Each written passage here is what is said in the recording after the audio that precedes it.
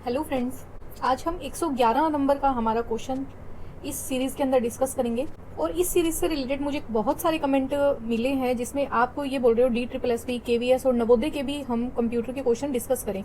तो मैं आप सभी को क्लियर कर देती हूँ, ये जो आप क्वेश्चंस देख रहे हो ये हर एक एग्ज़ाम के अंदर जो मुझे इंपॉर्टेंट लगते हैं वो सब क्वेश्चन इसमें इन्वॉल्व हैं। तो आप बिल्कुल निश्चिंत रहे, मैं अच्छे से काम कर रही हूँ इस चीज़ के ऊपर कि इंपॉर्टेंट से इंपॉर्टेंट जो क्वेश्चन एग्जाम में आ गया और वो हमारे बेसिक अनुदेशक के सिलेबस से रिलेटेड है, वो सब क्वेश्चन हम एग्जाम तक डिस्कस करते रहेंगे। और इनमें से अगर आपको कोई भी दिक्कत आती है किसी भी क्वेश्चन के अंदर तो आप मुझे बिल्कुल कमेंट बॉक्स में ज़रूर बताएं कि एग्जैक्टली कोई एक पर्टिकुलर क्वेश्चन आपको समझ नहीं आया, तो मैं उसका एक अलग से भी वीडियो बना के आपको ज़रूर प्रोवाइड करने की कोशिश करूँगी। आज का हमारा फर्स्ट क्वेश्चन है नंबर सिस्टम से। इस क्वेश्चन में देखो हमें क्या दिया गया है। ये नंबर है बेस 3 का 21121। बेस 3 का मतलब इस नंबर में कितनी संख्याएं हम लिख सकते हैं, तो नंबर हम लिख सकते हैं 3। और इस नंबर की इस बेस का रेंज क्या होगा, 0 से 2, 0 1 2, 0 से 2 तक की संख्याएं हम इसमें लिख सकते हैं। बेस 4 के अंदर कितने नंबर हम लिख सकते हैं, नंबर हम टोटल मिला के लिख सकते हैं 4। इसकी रेंज क्या होगी, 0 से 3। इसका मतलब हम कौन कौन से नंबर लिख सकते हैं, 0 1 2 3। ये चीज़ आपको सबसे पहले क्लियर होनी चाहिए। अब हम बात करते हैं इसको सॉल्व करने के मेथड। बेस 3 के नंबर से हमें कंपेयर करवा रहे हैं बेस 4 को, और बेस 3 से बेस 4 में हम डायरेक्ट नहीं जा सकते, ठीक है। हमें किसकी हेल्प लेनी पड़ेगी, प्रत्येक बेस के नंबर को, कोई भी बेस के नंबर को हमें डेसिमल में चेंज करना आता है, और कोई नंबर सिस्टम की हमें जानकारी नहीं है, ठीक है। इसमें आप क्या कर सकते हो, सबसे पहले बेस 3 के नंबर को आप डेसिमल में चेंज करो, और फिर ये जो बेस 4 के नंबर के आपको ऑप्शन दे रखे हैं जहां पे हमें पता करना है इन चारों में से कौन सा नंबर इसके बराबर होगा, इसके बराबर होगा, वो चीज़ हमें चेक करनी है। तो हम इन सब नंबर को भी क्या करेंगे, डेसिमल में ही चेंज करेंगे और फिर हम कंपेयर करेंगे। ये हमारा स्टेटस रहेगा। हम इस नंबर को पहले चेंज करेंगे डेसिमल में, और फिर हम इन चारों ऑप्शन को 1 बाय 1 डेसिमल में चेंज करेंगे और चेक करेंगे कौन सा नंबर इसके बराबर आ जाता है डेसिमल में, और जो नंबर डेसिमल में इसके बराबर आ जाएगा वो हमारा करेक्ट ऑप्शन हो जाएगा। तो हम क्वेश्चन शुरू करते हैं और मैं इसे क्लियर कर देती हूँ। आप भी अपनी रफ कॉपी के अंदर इसे करके देखो, और करके देखने से ही नंबर सिस्टम के क्वेश्चन सही होंगे। तो सबसे पहले हम क्या करेंगे, 2 1 1 2 1 बेस 3 के नंबर को चेंज करेंगे डेसिमल में। किसी भी बेस के नंबर को डेसिमल में चेंज करने के लिए हमें निकालनी है उसकी प्लेस वैल्यू। प्लेस की वैल्यू निकालेंगे, ये है 3 की पावर 0, ये है 3 की पावर 1, ये है 3 की पावर 2, 3 की पावर 3, और ये है 3 की पावर 4। 3 की पावर 0 मतलब 1, मल्टीप्लाई करेंगे इस संख्या से 1 से हमें मिलेगा 1। 3 की पावर 1 का मतलब 3, मल्टीप्लाई करेंगे 2 से हमें मिलेगा 6। 3 की पावर 2 का मतलब 3 गुणा 3, 2, 3 को 2 बार मल्टीप्लाई करेंगे और मल्टीप्लाई करेंगे लास्ट में प्लेस की वैल्यू से 1 से, हमें मिलेगा 9। 3 की वैल्यू 3 से मतलब है 3 गुणा 3 गुणा 3, 3 को गुणा करेंगे 3 बार और गुणा करेंगे लास्ट में इसकी प्लेस वैल्यू से, ये मिलेगा 27। और लास्ट में हमें करना है 3 को मल्टीप्लाई 4 बार, 3 गुणा 3 गुणा 3 गुणा 3, और प्लेस वैल्यू से मल्टीप्लाई करेंगे 2 से। 3 तिया 9, 9 तिया 27, 27 तिया 81 को मल्टीप्लाई करेंगे 2 से, हमें मिलेगा 162। अब ये जो आपको नंबर दिख रहे हैं 162, 27, 9, 6 और 1, इन सबको हम ऐड कर देंगे। 162, 27, 9, 6, 1, 7 और 3 10, 9 और 1 10, और 5 25, ठीक है। 2 तो यहाँ पे कैरी आ गया, 6 2 8 और 2 10, यहाँ पे कैरी हो जाएगा 1 और यहाँ पे आ जाएगा 2। इसका मतलब इस नंबर के बराबर का डेसिमल नंबर क्या है, 205, बेस है उसका 10। अब हम ऑप्शन वाइज एक एक नंबर को चेक करेंगे कि कौन सा नंबर डेसिमल में जब हम कन्वर्ट करेंगे तो 205 के बराबर आ जाएगा और वो ही हमारा करेक्ट ऑप्शन हो जाएगा। यहाँ पे हम स्टार्ट करेंगे बीच के नंबर से, है ना। ऑप्शन भी मैंने आपको बोला है, ऑप्शन भी आपको स्मार्ट तरीके से सेलेक्ट करना है। 2023 सबसे छोटा है, ये नहीं लेंगे। 21 12 दूसरे नंबर का नंबर ये है, तो हम इससे स्टार्ट करेंगे। अगर हमारा ऑप्शन यही होगा तो 205 आ जाएगा डेसिमल में, अदरवाइज हम नेक्स्ट ऑप्शन सेलेक्ट करेंगे। तो 2112 बेस 4 के नंबर को हम कन्वर्ट करेंगे डेसिमल में, प्लेस वैल्यू निकालनी पड़ेगी। यहाँ पे 4 की पावर 0, 4 की पावर 1, 4 की पावर 2 और 4 की पावर 3। सेम वही तरीका है, 4 की पावर 3 मतलब 4 को मल्टीप्लाई करेंगे 3 बार और गुणा करेंगे लास्ट में 2 से। 4 चौक 16, 16 चौकी 64, 64 दूनी 128, हमें मिला 128। 4 की पावर 2 का मतलब 4 गुना 4, 4 चौक 16 मल्टीप्लाई करेंगे 1 से तो ये आ जाएगा 16। 4 की पावर 1 मतलब 4 को मल्टीप्लाई करेंगे 1 से मिलेगा 4, और 4 की पावर 0 का मतलब 1 को मल्टीप्लाई करेंगे 2 से हमें मिलेगा 2। अब हमें 128, 16, 4 और 2 इनको सबको ऐड करना है। 6 4 10 और 8 और 2 10, 20 हो गया। 2 2 2 4 और 1 5 और 1। हमें डेसिमल में मिला 150, जो छोटा रह गया हमारे नंबर से 205 से। इसका मतलब इससे बड़ा नंबर ही हमारा ऑप्शन होने वाला है, बट इससे बड़े दो नंबर है 3032 और 3031। तो हम क्या कौन से वाला नंबर सेलेक्ट करेंगे? 3031, क्योंकि थोड़ा ही बड़ा है ना, 50 नंबर बड़ा है। तो हम इसके साथ में ऑप्शन को चेक करेंगे। 3031 नंबर के साथ में अब हम डेसिमल नंबर के अंदर कन्वर्जन करना शुरू करेंगे। 4 की पावर 2 और 4 की पावर 3। 4 की पावर 3 मतलब 4 चौक 16, 16 चौके 64, 64 को मल्टीप्लाई करेंगे 3 से, ये हो गया 192। इस संख्या को 0 से मल्टीप्लाई करेंगे 0 हो जाएगा। 4 की पावर 1 मतलब 4 गुना 3 4 3 12, और 4 की पावर 0 मतलब 1 मल्टीप्लाई 1 मतलब 1। 192 में 12 और 1 को ऐड कर देंगे तो हमें मिलेगा 205, और ये हमारे डेसिमल नंबर के बिल्कुल बराबर आ गया। तो यहाँ पे हमारा करेक्ट आंसर कौन सा हो जाएगा? 3031। अब देखो, अगर ऑप्शन से भी हमें सेलेक्ट करना है तो हमें अंधाधुंध तरीके से ऑप्शन को चेक नहीं करना। अगर वैसे करते तो देखो लास्ट ऑप्शन हमारा करेक्ट आंसर था, हमें ये चारों ऑप्शन निकालने पड़ते, बट हमने सिर्फ 2 नंबर के साथ में देखा। सबसे छोटा नंबर नहीं लेके हमने मिडिल का नंबर लिया, और उसके बाद में हमने देखा कि 150 आया है, तो 150 से ये नंबर बड़ा है, इसका मतलब इससे हमें थोड़ा बड़ा नंबर लेना है, बट ज्यादा बड़ा नहीं लेना, थोड़ा ही बड़ा लेना है। 3031 और 3032 में एक ही नंबर का फर्क है, बट हमने ये नंबर लिया क्योंकि हमें इसके सबसे नियरेस्ट जो बड़ा नंबर था वो हमें सेलेक्ट करके चेक करना है। आपको भी इस तरीके से ही एग्जाम में देखना है, वरना हम टाइम एक क्वेश्चन पे ज्यादा लगा देंगे। क्वेश्चन नंबर 2, ये एक इन्फॉर्मेटिव सा क्वेश्चन है, और ये आईए 2018 के एग्जाम में आया हुआ है मेरे हिसाब से, या 2013 वाले में आया होगा। यहाँ पे माइक्रोसॉफ्ट जो कंपनी है उसका हेडक्वार्टर सिटी पूछा है कौन सी है, कि माइक्रोसॉफ्ट ऑफिस कौन सी सिटी के हेडक्वार्टर के पास में बसा हुआ है?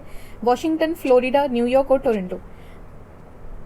ऐसे क्वेश्चन भी कई बार पूछ लिए जाते हैं, क्योंकि आईटी से रिलेटेड कंपनी, और माइक्रोसॉफ्ट एक बहुत बड़ा नाम है जिसको सब जानते हैं। इसका हेडक्वार्टर हमें पता होना चाहिए कहाँ पे है। सबसे पहली बात आप ध्यान रखना, ये एक अमेरिका की ही कंपनी है, यूएसए की कंपनी है। यूएसए की एक स्टेट है वॉशिंगटन। वॉशिंगटन के अंदर ये एक जगह का नाम है रेडमंड। रेडमंड के अंदर वॉशिंगटन एक स्टेट है। स्टेट कहाँ पे है? अमेरिका के अंदर है। तो ये सिटी का नाम भी आपको ध्यान रखना है। कई बार स्टेट नहीं देके वो क्या करेगा, सिटी का नाम भी दे सकता है। और ये ऑफिस जो आपको दिख रहा है, ये पूरा का पूरा एरिया माइक्रोसॉफ्ट का ऑफिस है। ये उनके हेडक्वार्टर की फोटो है जो यूएसए के अंदर इनका ऑफिस है। ठीक है। Question number 3, in which printer ribbon is used? कौन से एक प्रिंटर के अंदर हम रिबन का यूज करते हैं, हमें ये बताना है। लेजर प्रिंटर का देखो नाम आते ही कट कर देना, क्योंकि लेजर प्रिंटर लेजर लाइट का यूज करता है, ना कि रिबन का। रिबन मतलब एक टेप, मान लो आप, टेप की तरह होती है, और उसके ऊपर इंक होती है। वो जैसे ही पेपर के संपर्क में आएगी, पेपर से टच होगी, तो वो क्या करेगी? प्रिंट करवा देगी। बात करें इंक जेट प्रिंटर की, तो इंक जेट, जेट मतलब स्प्रे। जब इंक का पेपर के ऊपर स्प्रे कर दिया जाता है वो होता है इंक जेट। इसमें भी कोई रिबन यूज नहीं होता, यहाँ पे स्प्रे लगी होती है और उससे हम प्रिंटिंग करते हैं। ये ऑप्शन भी यहाँ से कैंसिल हो जाएगा। ठीक है। बात करें प्लॉटर की, तो प्लॉटर भी लेटेस्ट टेक्निक है। बड़े बड़े जो पैम्पलेट्स होते हैं, बड़े बड़ी होर्डिंग्स होती हैं, उनको यूज करने के लिए, उनमें प्रिंटिंग करने के लिए हम प्लॉटर डिवाइस का यूज करते हैं। इसमें भी रिबन नहीं लगा होता। और डॉट मैट्रिक्स प्रिंटर की बात करें तो ये ऑप्शन हमारा हो जाएगा बिल्कुल करेक्ट। यहाँ पे जो रिबन का यूज किया जाता है वो डॉट मैट्रिक्स प्रिंटर में किया जाता है। और आपको इसमें कैसी प्रिंटिंग दिखेगी? जो भी वर्ड दिखेगा आपको, जैसे ए बना हुआ दिखेगा तो वो इस तरीके से डॉट्स के अंदर बना हुआ दिखेगा। ठीक है। वैल्यू बतानी है हमें जे की eight the end of the execution. जब ये पूरा प्रोग्राम एग्जीक्यूट हो जाएगा, हमें लास्ट में जे की वैल्यू बतानी है, तो इसे हमें एग्जीक्यूट करके देखना पड़ेगा। और मैं आपको ये बोलूंगी, आपको जो भी प्रोग्राम में कंफ्यूजन लगती है, सी, C++, जावा, तो आप उनको खुद कंपाइल करके देखो। अब कंपाइलर आप कहाँ से लेके आओगे? तो आप गूगल के ऊपर, जैसे कोई सी का प्रोग्राम आपने देखा, आप सी कंपाइलर से सर्च करोगे, आपको कंपाइलर का लिंक आ जाएगा पहले या दूसरे लिंक में। उसमें आप ओपन करके अपना प्रोग्राम का कोड लिखना और उसको रन करके देखना, आपको एग्जैक्ट आउटपुट मिलेगा। इससे क्या, एक तो हमें क्लियर रहेगा कि हाँ आउटपुट सही आ रहा है, और जो कंफ्यूजन होती है वो दूर हो जाती है। वैसे C++ और जावा के भी आपको कंपाइलर मिल जाएंगे सेम गूगल के ऊपर। आपको कुछ नहीं करना, कुछ भी डाउनलोड करने की जरूरत नहीं है। यहाँ पे दिया क्या गया है, स्टार्टिंग से पढ़ना शुरू करते हैं। कंपाइलर सबसे पहले कौन सी स्टेटमेंट को ढूंढता है, तो मेन, है ना। यहाँ से प्रोग्राम रन होना शुरू होता है और इसने देखो दो वेरिएबल डिक्लेयर किए हैं। दोनों कैसे टाइप के हैं, इंटीजर टाइप के। एक वेरिएबल है आई और दूसरा वेरिएबल है जे। यहाँ पे सिर्फ अभी डिक्लेरेशन हुआ है, इनमें कोई वैल्यू नहीं डाली, इसलिए इनको इनिशियलाइज अभी तक हमने नहीं किया। एक बार हम भी इसको यहाँ पे लिख लेते हैं। अगली स्टेटमेंट में ये क्या बोल रहा है, एक फॉर लूप चलाया, आई की वैल्यू दी है 0, तो आई में हम 0 डाल देते हैं। और ये क्या कर रहा है, जे के अंदर क्या वैल्यू डाल रहा है, जे के अंदर इंक्रीमेंट करके एक फंक्शन कॉल कर रहा है। और ये फंक्शन कहाँ पे डिफाइन है, ये फंक्शन यहाँ पे डिफाइन है। जे के अंदर वैल्यू जाएगी, उससे पहले ही ये फंक्शन यहाँ से स्विच करेगा डायरेक्ट इस फंक्शन के ऊपर। और फंक्शन के अंदर आपको क्या दिया है, इंटीजर टाइप का एक वेरिएबल है काउंट, जिसमें इन्होंने डाली है वैल्यू 0। देखो यहाँ पे लिख लेते हैं, इंटीजर टाइप का एक काउंट वेरिएबल है, ये वेरिएबल का नाम है, इसमें वैल्यू डाली है 0। और इम्पॉर्टेंट बात, इसको हमने स्टैटिक बना दिया। ठीक है, स्टैटिक कीवर्ड का क्या मतलब होता है वो मैं आपको यहाँ पे एक बार लिख देती हूँ। स्टैटिक, जब तक जैसे कोई भी वेरिएबल हमने स्टैटिक कीवर्ड से डिक्लेयर कर दिया, उसका फायदा हमें क्या मिलता है कि जब तक ये प्रोग्राम एग्जीक्यूशन के अंदर रहेगा, काउंट वेरिएबल अपनी जो भी वैल्यू होगी उसको डिलीट नहीं करेगा।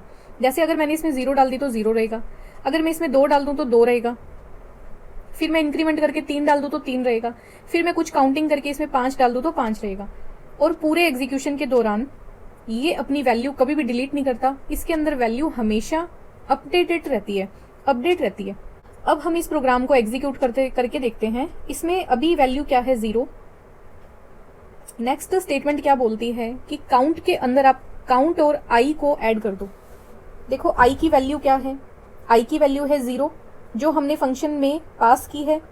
यहाँ हमने 0 पास कर दिया, तो मैं इस जगह पे फंक्शन भी लिख लेती हूँ कि इंक्रीमेंट के अंदर सबसे पहले आया 0। 0 के साथ में ये फंक्शन क्या करेगा, काउंट के अंदर काउंट प्लस आई कर देगा। काउंट में अभी क्या है, 0, 0 में आई को ऐड करेगा, आई भी है 0, दोनों को ऐड करके डाल देगा काउंट में, तो काउंट में आ जाएगा 0, ये वैल्यू अपडेट होके हो जाएगी 0। और ये अगली स्टेटमेंट में क्या करेगा, रिटर्न कर देगा काउंट। मतलब ये स्टेटमेंट जब वापस यहाँ पे जे के पास आएगी तो जे के अंदर क्या आ जाएगा, जे के अंदर रिटर्न वैल्यू आएगी 0। इतना आपको समझ आ गया। अब ये फॉर लूप था, इस लूप की वजह से क्या होगा, आई इंक्रीमेंट होगा, आई हो जाएगा यहाँ पे इस बार 1। और कंडीशन चेक होगी, क्या आई 4 से छोटा है, तो आई की वैल्यू है 1 और 1 जो है वो 4 से छोटा है। कंडीशन ट्रू है, ट्रू होते ही दोबारा से ये फंक्शन कॉल हो जाएगी। इस बार हम दोबारा फंक्शन कॉल करेंगे आई की किस वैल्यू के साथ में, 1 वैल्यू के साथ में। जब ये फंक्शन कॉल करेंगे यहाँ पे वैल्यू आएगी 1, तो काउंट की वैल्यू देखो स्टैटिक है, इस बार स्टैटिक कीवर्ड की वजह से क्या होगा, ये 0 ही रहेगा और काउंट में काउंट प्लस आई हो जाएगा। इसका मतलब काउंट में पिछली बार है 0, इस बार है 1, दोनों को ऐड करेंगे तो होगा 1 और इस बार काउंट की वैल्यू अपडेट होके हो जाएगी 1। ठीक है, इतने में आपको कोई कंफ्यूजन नहीं होना चाहिए। अब हम इसके आगे की स्टेटमेंट फिर से करते हैं एग्जीक्यूट। रिटर्न वैल्यू क्या आएगी, रिटर्न आएगा काउंट, काउंट के अंदर जो संख्या है वो रिटर्न होगी, तो काउंट के अंदर संख्या है 1, 1 यहाँ पे रिटर्न होगी और जे के अंदर आ जाएगा 1। यहाँ पे जे की वैल्यू भी अपडेट हो गई 1 से। वैल्यू अपडेट होने के साथ में ही क्या होगा, आई फिर से इंक्रीमेंट होगा, आई इस पर हो जाएगा 2। कंडीशन चेक होगी, क्या आई की वैल्यू 2 4 से छोटी है, कंडीशन ट्रू है, ट्रू होते ही फंक्शन दोबारा कॉल होगा। तीसरी बार जब हम फंक्शन कॉल करेंगे तो आई की वैल्यू है 2, जब हम 2 को यहाँ पे भेजेंगे। अब आपको स्टैटिक कीवर्ड की महत्व पता चलेगा। अगर ये वर्ड हम यहाँ पे नहीं लिखते तो काउंट हमेशा हर बार हमें 0 मिलता, बट हमने स्टैटिक लिखा तो काउंट ने अपनी पिछली वैल्यू को संभाल के रख रखा है। इसने अभी 1 रख रखा है अपने अंदर, 1 के अंदर ये क्या करेगा, काउंट की जो वैल्यू है उसमें आई जोड़ेगा, आई है इस पर हमारे पास 2, आई में 2 जोड़ेगा तो मिलेगा 3 और ये रिटर्न कर देगा 3। 3 यहाँ पे आएगा तो जे की वैल्यू अपडेट होके हो जाएगी 3। अब आई फिर से इंक्रीमेंट होगा, आई हो जाएगा इस बार 3, 3 4 से छोटा है, कंडीशन ट्रू, फंक्शन कॉल होगा। चौथी बार जब हम फंक्शन कॉल करेंगे तो आई की वैल्यू है 3, 3 हम यहाँ पे भेज देंगे। स्टैटिक कीवर्ड की वजह से काउंट की वैल्यू इस बार क्या मिलेगी हमें, काउंट की वैल्यू देखो लास्ट बार हमने क्या रखी थी, हमें मिली थी 3, तो हमने यहाँ पे 3 अपडेट कर दी थी। अब हमें काउंट की वैल्यू में 3 को जोड़ना है, आई की वैल्यू को जोड़ना है। 3 में जब हम 3 जोड़ेंगे हमें मिलेगा 6, काउंट की वैल्यू अपडेट हो जाएगी 6 काउंट की वैल्यू अपडेट हो जाएगी 6 और रिटर्न कर देंगे हम 6 को यहाँ पे मिलेगा 6 और जे भी अपनी वैल्यू किससे अपडेट कर देगा 6 से। ठीक है, यहाँ पे आ गया 6। अब यहाँ फिर से आई की वैल्यू इंक्रीमेंट होके हो जाएगी 4। 4 को कंपेयर करेंगे, क्या 4 से छोटा है या बराबर है? तो छोटा नहीं है, मगर 4 के बराबर है। कंडीशन फिर से ट्रू है, फंक्शन कॉल फिर से होगा। हम 5वीं बार फंक्शन कॉल करेंगे किस वैल्यू के साथ में? आई की 4 वैल्यू के साथ में। इस समय काउंट की वैल्यू क्या है? काउंट की वैल्यू यहाँ पे है 6 के अंदर हम ऐड करेंगे 4, हमें मिलेगा 10। हम काउंट की वैल्यू को अपडेट करके करेंगे 10 और यहाँ पे 10 रिटर्न करेंगे। यहाँ पे जब रिटर्न होके 10 आएगा तो जे के अंदर आ जाएगा 10 और जे की वैल्यू को भी हम 10 से अपडेट कर देंगे। इस पर क्या होगा? फिर से इंक्रीमेंट होगा। आई की वैल्यू इस पर हो जाएगी 5 अपडेट होके जब हम कंडीशन चेक करेंगे कि 5 4 से छोटा है या बराबर है तो कंडीशन हो जाएगी फॉल्स। फॉल्स होते ही क्या होगा? कंपाइलर इस लूप को छोड़ के बाहर आ जाएगा और लास्ट में हमें पूछा गया at the end of the execution J की वैल्यू क्या होगी? तो जे की वैल्यू हो जाएगी 10। यहाँ पे करेक्ट ऑप्शन देखो, जे की वैल्यू है 10, तो हमारा करेक्ट ऑप्शन हो जाएगा ऑप्शन नंबर ए। इस तरह आपको भी एग्जाम में एग्जीक्यूट करके देखना पड़ेगा प्रोग्राम को, तभी हम सही आंसर तक पहुंच पाएंगे। और इसमें मुझे टाइम इसलिए लगा क्योंकि ये मैं आपको समझा के बता रही हूँ, अदरवाइज ज़्यादा से ज़्यादा 3-4 मिनट के अंदर ये क्वेश्चन हम आराम से कर सकते हैं, है ना। और अच्छी टाइमिंग के अंदर, कम टाइमिंग के अंदर आप इस क्वेश्चन को कैसे करोगे? तो जो छोटे छोटे क्वेश्चंस आपको मिलते हैं एग्जाम में आए हुए हैं, आप उनको एग्जीक्यूट करके देखो। सिर्फ ये मत देखो कि इसका आंसर डायरेक्ट क्या होगा, आप ऐसे ही इस तरीके से ही एग्जीक्यूट करके देखो, तब आपको बेसिक चीजें क्लियर हो जाएंगी। Question number 5, in the 3-tier client server application the business logic lies at. यहाँ पे 3-tier क्लाइंट सर्वर आर्किटेक्चर की बात हुई है। हमने इस क्वेश्चन सीरीज में ही इस चीज को भी डिस्कस किया था। सबसे नीचे होता है यूजर के बाद में होता है बिजनेस या फिर लॉजिक, और नंबर 3 पे होता है जो सर्विस देता है, सर्वर। इस वाले लेवल को बोला जाता है व्यू लेवल। यहाँ पे सिर्फ सर्विस यूज की जाती है, यूजर सिर्फ डेटा को देख सकता है, उसे यूज कर सकता है। बिजनेस किया जाता है, मीडिएटर का काम कौन करता है? बिजनेस करता है, इसे बोला जाता है मिडल टियर। ठीक है, और जो सर्विस देता है इसे हम बोलते हैं डेटाबेस सर्वर। इसे हम डेटाबेस सर्वर भी बोल सकते हैं। इसे हम फिजिकल व्यू भी बोल सकते हैं कि फिजिकल लेवल पे क्या डेटा को कैसे सेव किया गया है एग्जैक्टली वो बताएगा हमारा फिजिकल लेवल। ये डेटाबेस एडमिनिस्ट्रेटर की ही रिस्पॉन्सिबिलिटी होती है कि इसे अरेंज करके रखे, किसे डेटा देना है, किसे डेटा नहीं देना, सिक्योरिटी बना के रखना, ऑथेंटिकेशन करना, सब काम फिजिकल व्यू के ऊपर होते हैं। यूजर व्यू या फिर व्यू लेवल पे सिर्फ हम डेटा देख सकते हैं, अगर हमें सर्वर अलाउड करे तब हम डेटा को देख पाएंगे। और ये व्यू होता है, इसको मिडल टियर भी बोल सकते हैं, यहाँ जो क्वेश्चन में हमें ऑप्शन मिला है, और इसे हम लॉजिक व्यू भी बोलते हैं या लॉजिकल व्यू भी बोलते हैं। यहाँ पे काम करता है प्रोग्रामर यहाँ पे काम करता है। इंटरमीडिएट जो लोग हैं वो या सर्विसेज हैं वो सब यहाँ पे काम करेगी। तो बिजनेस लॉजिक कहाँ पे लाई करता है? मिडल टियर के अंदर। द क्लाइंट, ये तो कोई ऑप्शन नहीं हुआ क्योंकि क्लाइंट कभी भी बिजनेस लॉजिक के अंदर लाइज नहीं करता। और डेटाबेस सर्वर कहाँ पे आ जाता है? फिजिकल व्यू के अंदर, जिसे ये पता होना चाहिए डेटा एक्चुअली में मशीन में कैसे सेव होगा, कैसे डेटाबेस हम बनाएंगे। और फायरवॉल क्या होता है? ये वर्ड अगर आपने सुन रखा है तो आप इसको एलिमिनेशन मेथड से भी कर सकते थे। फायरवॉल तो एक सिक्योरिटी के लिए होता है और इसे भी हमने डिस्कस किया था। फायरवॉल हार्डवेयर में भी उपलब्ध है और सॉफ्टवेयर में भी उपलब्ध है। सॉफ्टवेयर के रूप में आपको कंप्यूटर में सॉफ्टवेयर को डाउनलोड करना पड़ेगा।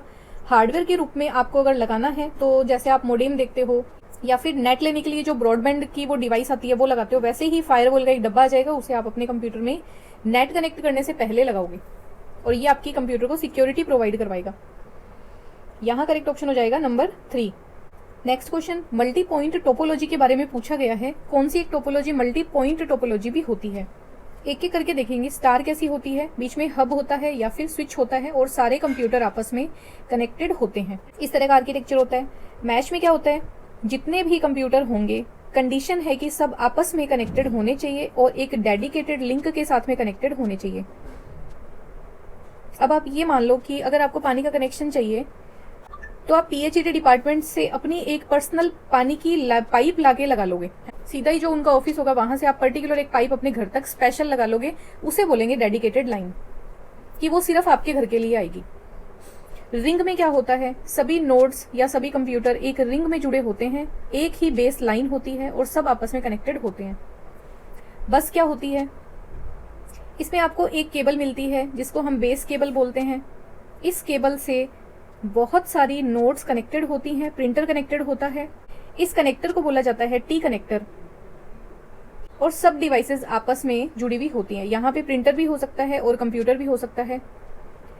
मतलब एक ही लाइन के ऊपर आपने क्या किया, बहुत सारे पॉइंट्स कनेक्ट कर दिए, ठीक है।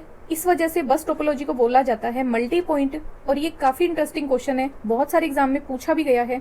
तो बस टोपोलॉजी को हम बोलते हैं मल्टी पॉइंट टोपोलॉजी, और टोपोलॉजी होती है फिजिकल अरेंजमेंट ऑफ कंप्यूटर्स।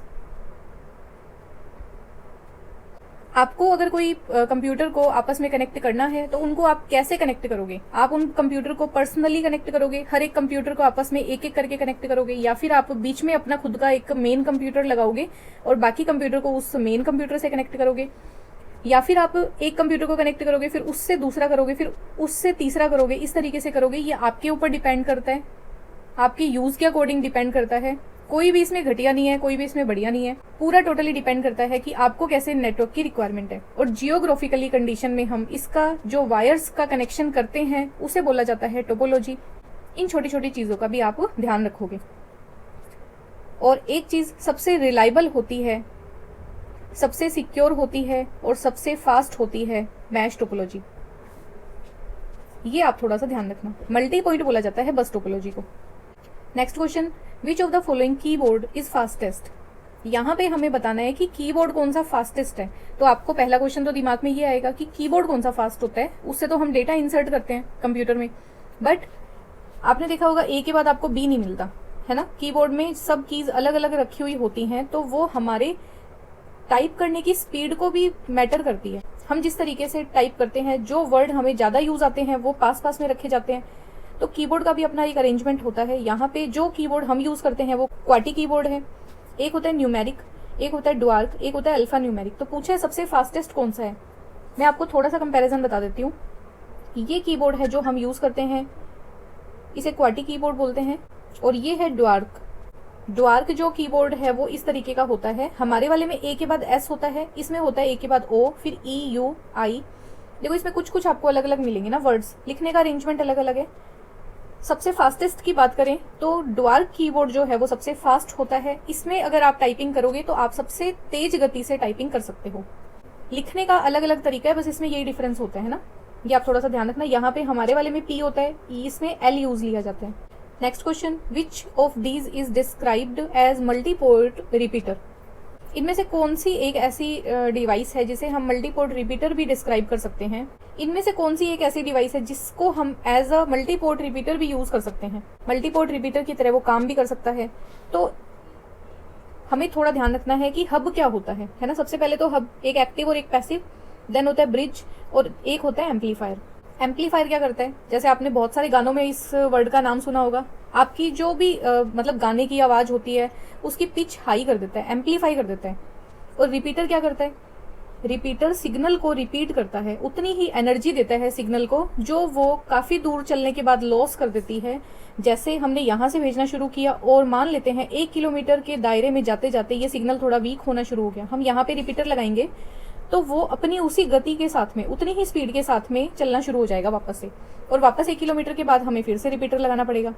तो ये क्या करता है, ये रिपीट करता है सिग्नल को, उसको स्ट्रेंथ देता है, उसको शक्ति देता है।